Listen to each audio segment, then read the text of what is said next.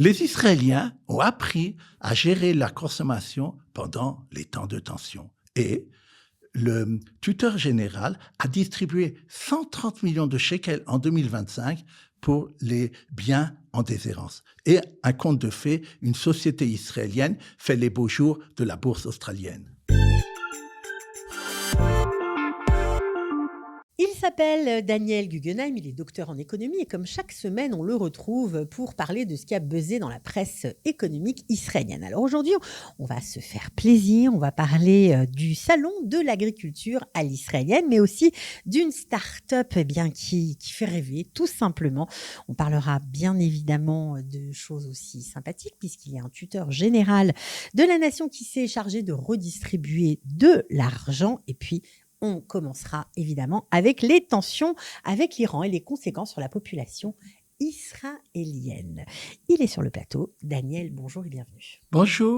Alors, on a des tensions avec l'Iran, Daniel, on le sait depuis, on va dire depuis toujours, mais là, depuis un mois, on a l'impression chaque matin que ça va nous tomber sur la tête.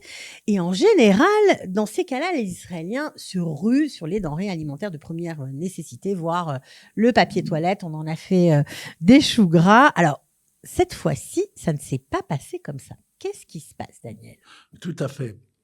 En plus, si vous vous rappelez, mercredi, il y a 10 jours, on pensait vraiment que Trump allait attaquer. Et on se serait attendu justement que ce jour-là, les gens se ruent dans les magasins. En fait, j'ai vu donc un article dans la presse d'un économiste du comportement, c'est-à-dire il analyse quand il voit des faits comme un peu étonnants comme vous venez de décrire, il analyse qu'est-ce qui se passe. Et il dit la chose suivante. En fait, il appelle les consommateurs israéliens les vétérans de l'urgence. En hébreu, Vatiké. Pas mal. Et il dit en fait qu'il montre que les trois principaux agents économiques dans ce domaine-là se sont arrangés pour qu'il n'y ait pas de ruée. De quoi il s'agit ? D'abord, parlons des consommateurs puisqu'on a commencé par eux.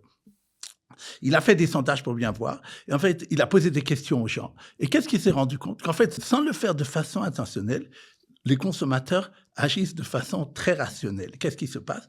Ils ont en vérité préparé une situation comme ça puisqu'ils vivent dans l'urgence. À cause de quoi ? À cause du corona. Et puis après, on a eu la guerre. Non, mais c'est intéressant parce que c'est vrai que des ruptures de stock, on a vu pendant ces 2 dernières années. Il y a eu des moments de stress où les supermarchés ont été vidés. Alors, encore restant sur les consommateurs, qu'est-ce qu'il dit ? Préparation, bien gestion des risques, et ils emmagasinent. Il dit pas qu'ils ont tout chez eux, mais en fait, quand il a posé des questions, les gens lui disent, mais nous, on a un mamad déjà prêt, c'est-à-dire une pièce qui est réservée pour ça. Ça veut dire qu'ils sont prêts. Ça veut dire qu'en vérité, comme ils vivent en permanence dans cette possibilité qu'il y aura peut-être un problème, donc ils ont pratiquement ce qu'il faut à la maison, ce que vous avez parlé des premiers de première nécessité. Bon, quand vous dites quand ils vivent, quand on vit, on peut se mettre dedans. Bien sûr, bien entendu. Ça, c'est les consommateurs. Le gouvernement, d'ailleurs, c'est intéressant. Si quelqu'un avait vu ça, au début du mois de janvier, quand il y avait la tension déjà, a annoncé le ministre de l'économie qu'il allait enlever de ce qu'il appelle les Marsané Khouroum. On a des grands magasins, des dépôts, pardon, c'est comme ça que ça s'appelle. Des dépôts d'urgence. Des dépôts d'urgence du gouvernement. Il y a énormément de choses pour que, au cas où il y a plusieurs semaines ou mois où il y aurait des problèmes.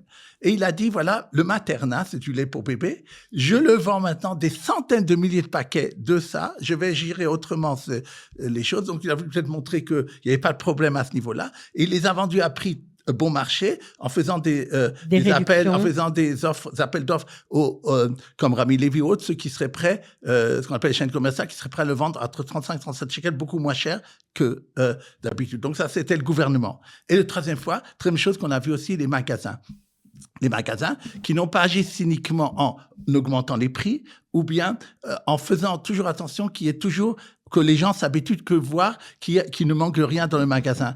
Parce qu'ils ont dit, des fois, c'est arrivé pendant les événements dont on a parlé, que ce soit le corona ou bien la guerre de Tkouma, ça s'est arrivé qu'il y a eu des moments donnés où tout d'un coup, il a manqué. Et après, les gens ne sont plus revenus chez nous, ils sont allés dans les chaînes commerciales où il y avait. Et donc, ils ont dit, surtout les petits commerces ou autres, nous, maintenant, on sait gérer aussi de cette façon-là. La seule chose donc ça nous explique en gros ce qui s'est passé. Je voudrais juste dire une chose que j'ai quand même pensé.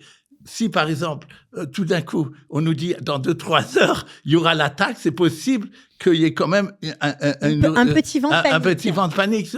Mais disons de façon on voit que, comme je dis, c'est mercredi, vraiment, on pensait que ça arrivait. C'est pas arrivé. Il n'y a pas eu ce vent de panique. Bon, enfin, ça peut peut-être arriver ce week-end. Voilà, on dit, mais souvent, ce qu'ils se disent, c'est que ça arrivera peut-être dans la nuit. Donc, les gens de 3 heures du matin, on leur préviendra comme l'autre fois, comme ils ont fait avant même que la vie. Donc, c'est pas obligé qu'il y ait cette ruée vers les magasins. Alors, en tout cas, les Israéliens vétérans de l'urgence, ça leur va.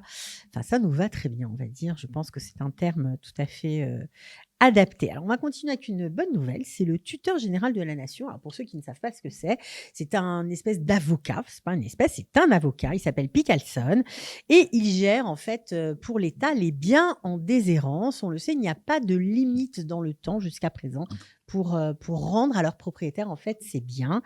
Qu'est-ce qu'il a fait cette semaine, Daniel? Donc, comme vous dites, il existe au sein du ministère de la Justice un département qui s'appelle la processus, qui est chargé de tout ce qui est héritage, etc., qu'on sait bien quand on fait des testaments et tout ça, et également une division là-bas qui est dirigée par cet avocat dont vous avez donné le nom, que lui, son but, c'est de rendre aux gens qui ne le savent pas, aux héritiers qui l'ignorent, des biens qui sont en déshérence, comme vous avez dit. Alors, ça peut être quoi comme genre de bien? Alors, souvent, c'est des biens immobiliers.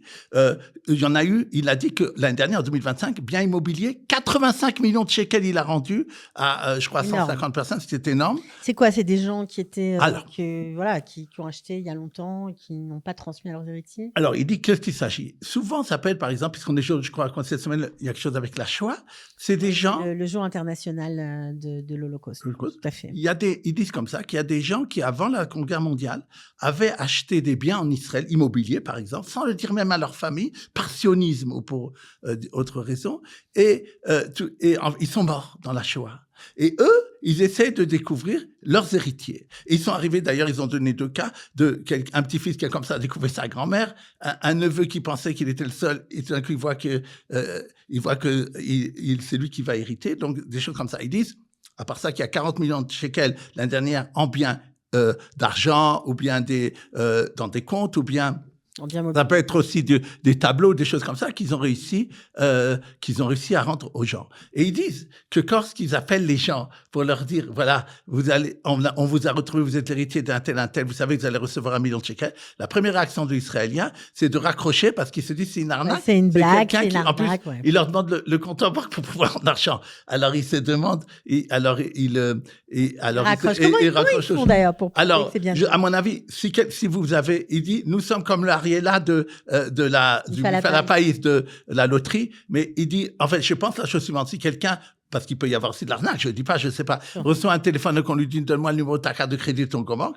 À mon avis, il y a un numéro, c'est-à-dire, il dit, bon, donne-moi le numéro de téléphone d'où tu t'appelles, où il le voit, et il vérifie immédiatement d'Internet où il rappelle, il voit que c'est le numéro du apostrophe sacrali. Donc, puisque eux, ils appellent de leur bureau. Donc, il y a un moyen immédiatement de vérifier. Ne raccrochez pas tout de suite. Vérifiez, c'est dommage que vous transez par ça. Ce qui est important parce que vous l'avez dit. Jusqu'à maintenant, par exemple, pour les biens immobiliers, il y avait 25 ans, à partir du moment où quelque chose s'est appelé perdu, jusqu'à ce que l'État le nationalise. Maintenant, il y a une loi qui est en préparation de l'État qui veut réduire ça à 15 ans. Et donc, ils font un appel aussi aux gens de bien se manifester et de bien vérifier pour justement, ce serait dommage que ce oui, parce qu'après 15 ans, la restitution ne sera plus possible. Donc, c'est très dommage, surtout si vous êtes un héritier potentiel. Voilà, donc plutôt sympa. Il a distribué combien en tout?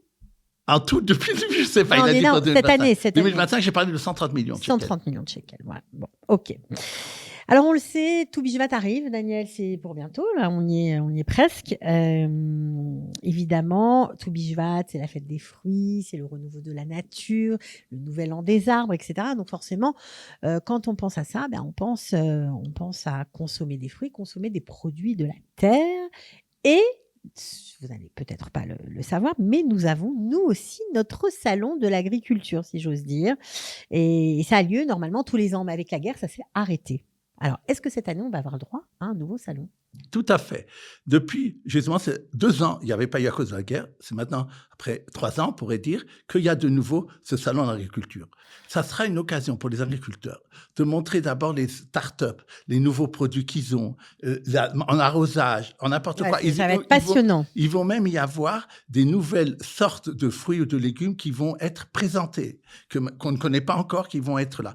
Ça, sur des très grands terrains, je ne sais pas combien d'hectares. Dans la ravin. Voilà, l'entrée est gratuite. Il y aura même des animations pour les enfants. Et donc, nous encourageons tout le monde d'y venir et y participer. Voilà, donc on termine avec une start-up. Donc, on parle de Elsight. Qu'est-ce qu'ils font et combien d'argent ont-ils gagné? Oui, tout à fait. Cette compagnie donc israélienne de Or Yehuda, c'est un petit conte de fées.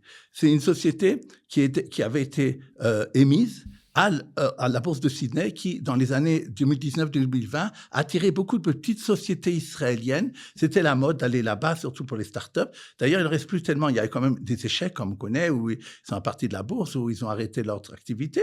Mais celle-là, qui avait été émise pour la somme de 20 millions de dollars australiens, on dirait à peu près le dollar australien, c'était à l'époque 2,5, 3 shekels, ça veut dire 50 millions de shekels, disons, vaut maintenant 1 milliard de shekels. Elle a augmenté en 2025 de 1000%, multiplié par 10 son cours, donc en un an. Qu'est-ce qu'elle fait donc, cette société, pour avoir tellement réussi? Elle fait maintenant de la communication entre les drones. C'est bien sûr un sujet qui est mondial. Bien sûr. Et il ne le sert pas exactement, il parle d'un marché entre 2 et 25 milliards de dollars dans les prochaines années. Mais ils disent, bien sûr qu'on a beaucoup de concurrents dans le monde sur ce sujet-là, mais nous avons une homogénéité. Qu'est-ce qu'on fait? On a un petit produit, c'est quelque chose qui ne prend pas beaucoup de place, et on utilise tous les moyens de communication, ce qui n'est pas le cas d'habitude. C'est quelque chose de technique, mais eux, ils utilisent ce qu'ils appellent tous les arutsim, donc toutes les chaînes, toutes les possibilités, et c'est quelque chose qui est très prisé, et donc c'est pour ça qu'il marche très bien. Ils ont fait un chiffre d'affaires en 2025 de 24 millions de dollars, donc ce qui est assez bien, et ils ont 38 employés, et donc souhaitons qu'ils continuent à bien se porter et apporter beaucoup de plaisir à leurs investisseurs. Voilà, puis ils ont augmenté, comme vous l'avez dit, 1000% en 2025. C'est dingue, quoi. C'est Vraiment, sidérant. c'est impressionnant. Mais merci pour toutes ces belles infos qui nous font plaisir et nous mettent du baume au cœur en attendant la guerre, c'est ça? On va finir comme ça aujourd'hui? Bon, on plaisante. On vous dit à la semaine prochaine. Merci d'être toujours à notre écoute.